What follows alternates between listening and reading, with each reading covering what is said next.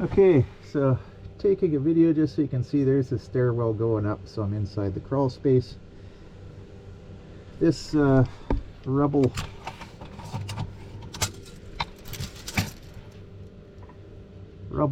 support here supports the corner beam of the post where the house comes this way and then continues on going lengthwise toward the back of the house.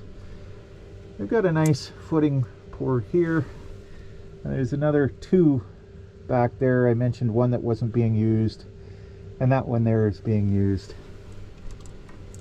So I think my plan would be see how well these teleposts are, maybe replace those first. They're pretty rusty. Then take out these blocks and pour a footing.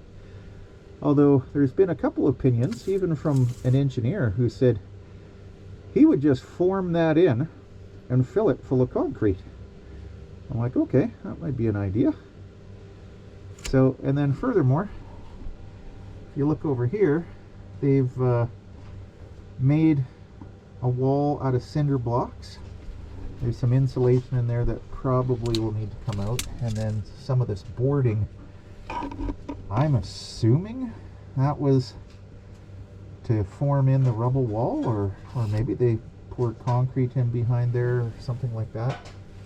And then over here, once again, is the base for the fireplace. So that whole fireplace was resting on this base at some point. Obviously not to code, it's defunct. They've knocked down part of the chimney somewhere and it's bricked in, so not quite sure if that will ever be salvaged. But if we ever were going to do that properly with a new brick fireplace, we'd have to pull all this out and redo it. And then you get a clearer picture of this nice big square beam that comes across here and goes the length all the way across. And then you can see this one here may have been replaced at some point in time, because some of them are like this over here where they're round timbers that were just flattened. This one appears to be milled square, so not sure why they would have done that. Maybe it has been replaced, or maybe they just decide to mill it square, not quite sure, but that's the way it is. And then we've got rough cut planking over top of that. I have no problems with the floor other than it's not exactly flat. So if we wanted to do anything modern, we'd have to rectify that. And that's the other thing, is the sills from this side actually look half decent. Of course, you never know until you really inspect the rot on it, but yeah. And there's Danae's lovely wife.